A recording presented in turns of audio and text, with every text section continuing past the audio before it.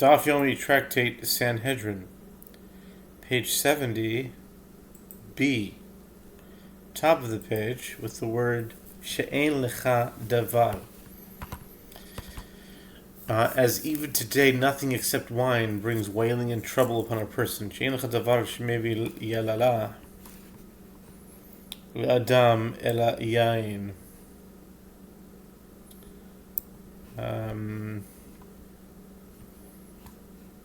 Trouble upon a person. Most sins are caused by drunkenness.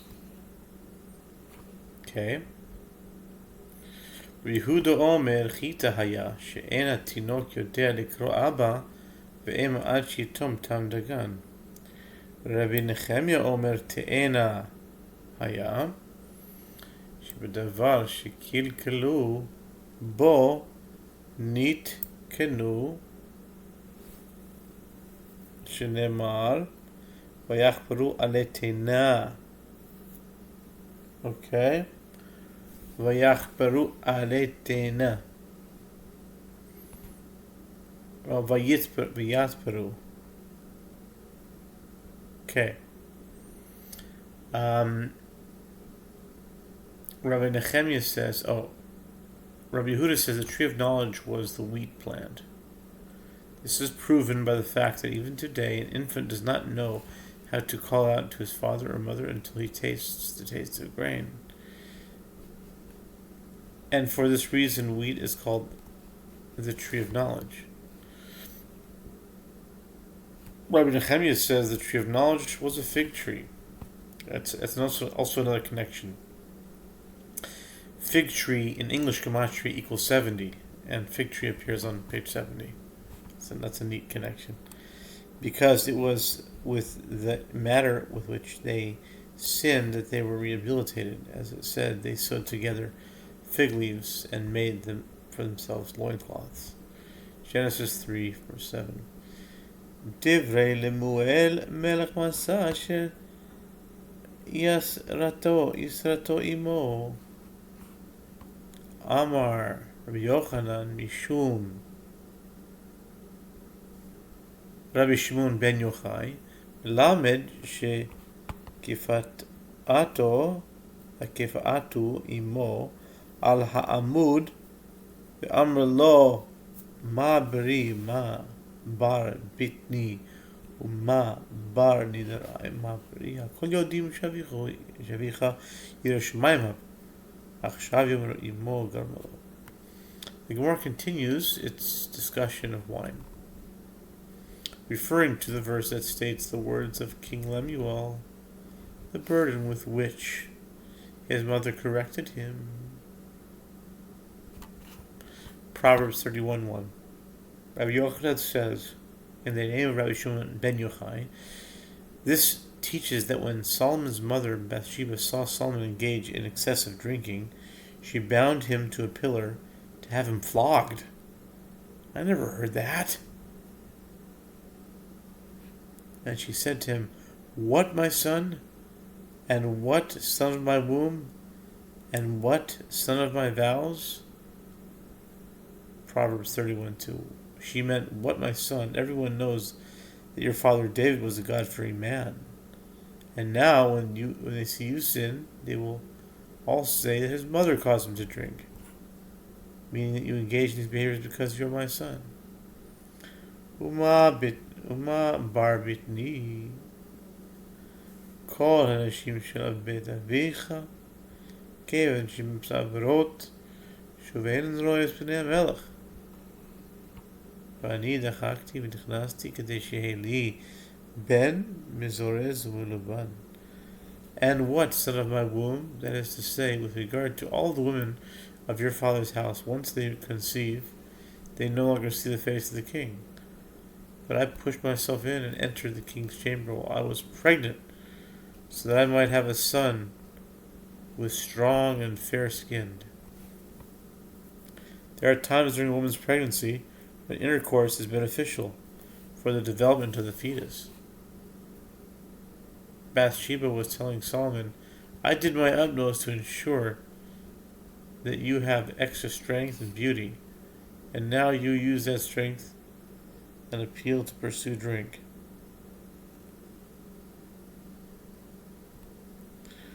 Uma bar nidarai, כל הנשים של בית אביך היו נודרות. יהיה לי בן הגון למלכות. ואני נדרתי ואמרתי יהיה לי בן זריז וממולא בתורה והגון ללוויות. And what, son of my vows? That is to say, with regard to all of the women of your father's house, they would take vows while they were pregnant, saying, "Let me have a son who is fit to be king." But I, by contrast, took a vow and said, "Let me have a son who is diligent and filled with knowledge of the Torah and fit for prophecy." El Melachim Lemual, El Melachim Shosu Yain, El Lamelachim, Amr Lo Malecha Etzel Melachim, Shishotim Yain, ומשתכרים ואומרים למה לנו אין ולרוזן עם שכר מי שכל רזי עולם גלויים לו ישתה יין וישתכר אפי איכא דאמרי מי שלא שכל רוזני עולם משקיבל לפחתו ישתה יין וישכר. It is further stated there, it is not for kings, O Lemuel. It is not for kings to drink wine, nor for princes to say where is strong drink. Proverbs 31:4. The Gemara provides an explanation of the meaning of each part of the verse. It is not for kings. Bathsheba said to her son Solomon, "Why? What have you done with the king to the kings? What have you to do with the kings who drink wine and become intoxicated and say, why do we need God?" The Gemara continues to explain the verse, nor for princes, Rosnim, to say, where is strong drink. This means that one like Solomon, to whom the secrets the secrets of the world revealed, should he drink wine and become intoxicated. Alternatively, there are those who say that this part of the verse should be understood as follows: one like Solomon, to whom all the princes of the world rise early to come to his door, should he drink wine and become intoxicated? Amar Rabbi Yitzchak minayin shechasar shalom v'hodol limo תכסב כי בער אנוכי מאיש ולא בינת אדם לי כי בער אנוכי מאיש מנוח דכתיב ויחל נוח מנוח from Noach ויחל נוח איש אדמה ולא בינת אדם לי זה אדם הראשון. Okay. Rabbi Yitzchak says, from where can it be learned that Solomon repented and admitted to his mother that she was justified in her rebukes, as it is written, "For I am more foolish than a man, and I have not the understanding of a man." Proverbs 32. This should be understood as follows: "For I am more foolish than a man," that is, I am more foolish than Noah, who sinned with wine and is called a man. As it is written, and Noah began to be a farmer, Isha Dama, Genesis 9:20, and have not the understanding of a man, Adam. And this is referring to Adam, the first man, who also sinned with wine in accordance with the opinion of Rabbi Meir, who says that the tree of knowledge was a grapevine. Ela b'chaburot mitzvah. Amar Rabbi Abahu enu chayav ad sheyochel chabura shekula serikin. The Mishnah teaches, you know what, I think we'll do a part 2 of this one as well. I think I misspoke. I didn't mean a second part. I just meant to put it on pause and change location.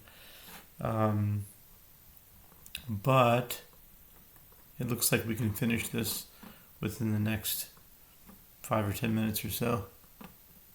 So, where were we?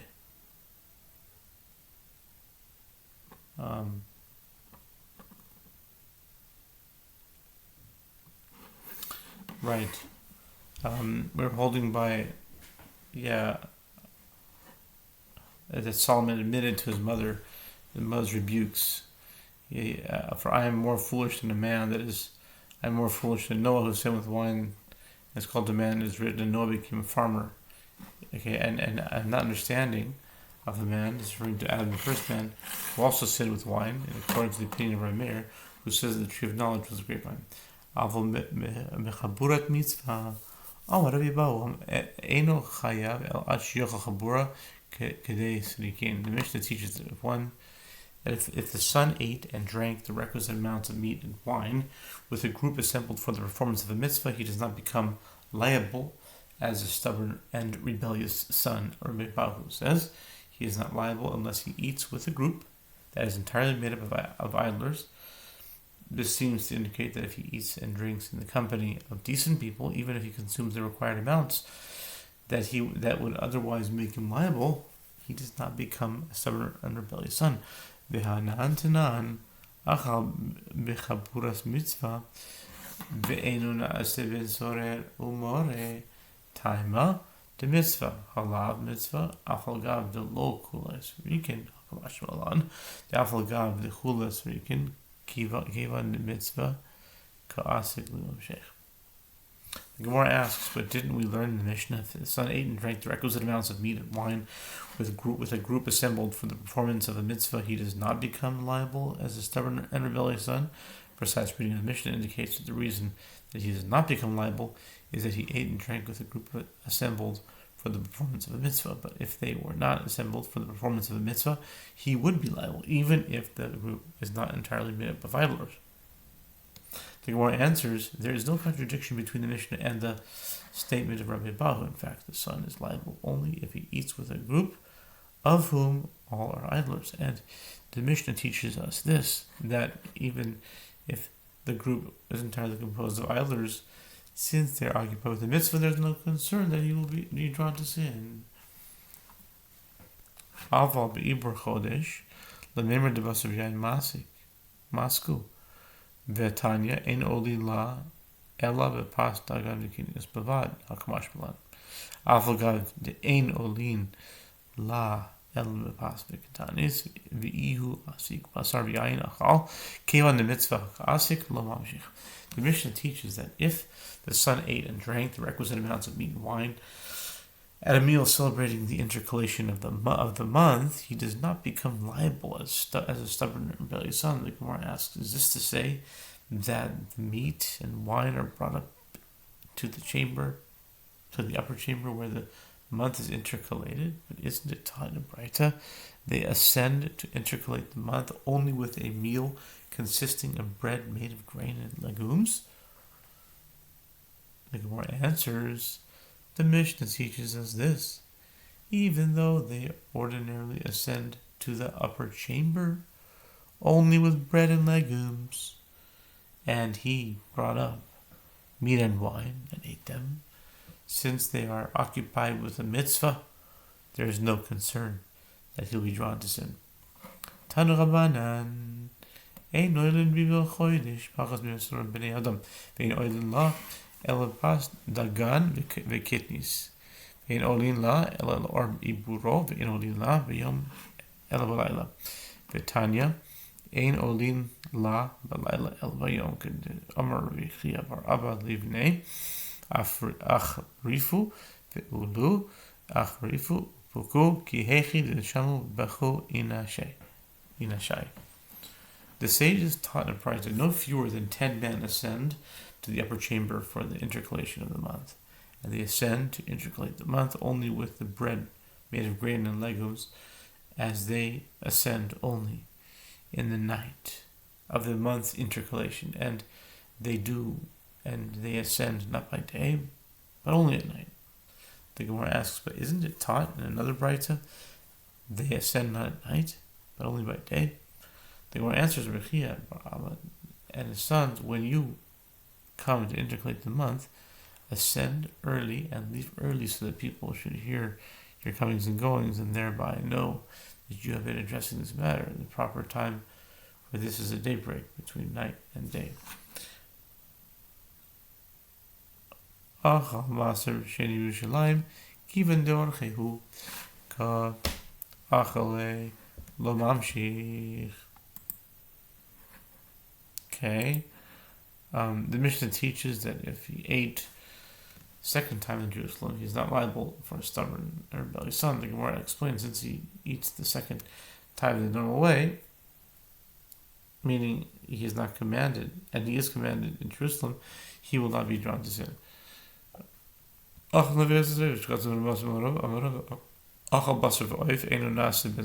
Mishnah teaches that if he ate meat of unslaughtered animal carcasses or treifot or repugnant creatures or creeping animals, he is not liable as a stubborn and rebellious son.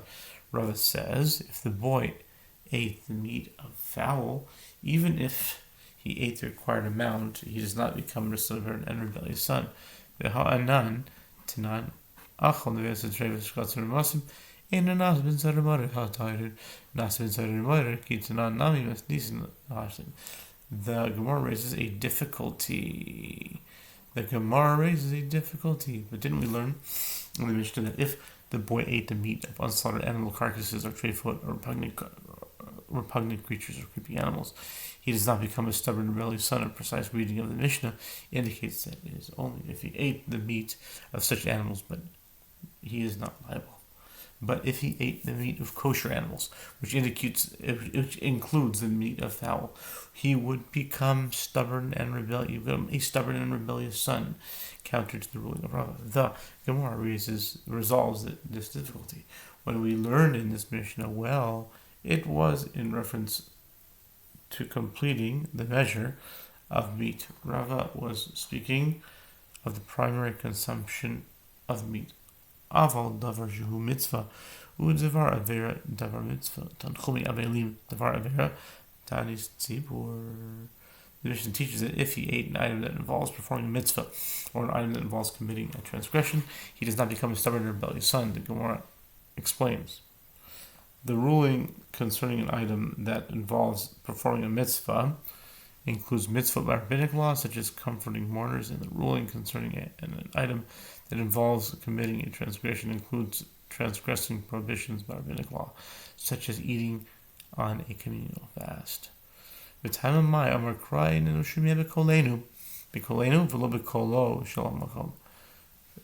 Gemara asks, what is the reason that eating an item involving a mitzvah or a transgression does not render him a stubborn and rebellious son? The Gemara answers, the verse states, the son of ours is stubborn and rebellious, he will not obey our voices, Deuteronomy 21:20, which indicates that the halacha applies to a boy who does not say our voices. In other words, the voice of his parents, but not to one who also does not obey the voice of God. Aval kol machal v'kol basar shasa kol mashke v'lo shasa yayin achal kol machal v'lo achal basar lisu yevelos kilos shasa kol mashke v'lo shasa yayin lasu dvash v'chalav. The Mishnah teaches that if a rebellious boy ate any other food but did not eat meat, or if he drank any beverage but did not drink wine, he is not able as a stubborn and rebellious son. He's not liable as a stubborn and rebellious son. The Gemara clarifies that which the Mishnah teaches in the statement, if he ate any other food but did not eat meat, comes to include pressed figs from the town of Ke'ilah, the eating of which is as satisfying as eating meat, but for which one is not liable, and which the Mishnah teaches the statement, if he drank any beverage but did not drink wine, comes to include honey and milk, which, though they have lightly intoxicating effect, do not render him liable as a stubborn and rebellious son. The Tanya, achal devela kilos, davash v'chalav nechsul mikdash. From where is it learned that there are honey, milk, and yani? From where is it learned that honey and milk are intoxicating, as it was taught in the right? If a priest ate pressed figs from Ke'ilah, they drank honey or milk, therefore being intoxicated, and he entered the temple to perform the temple service.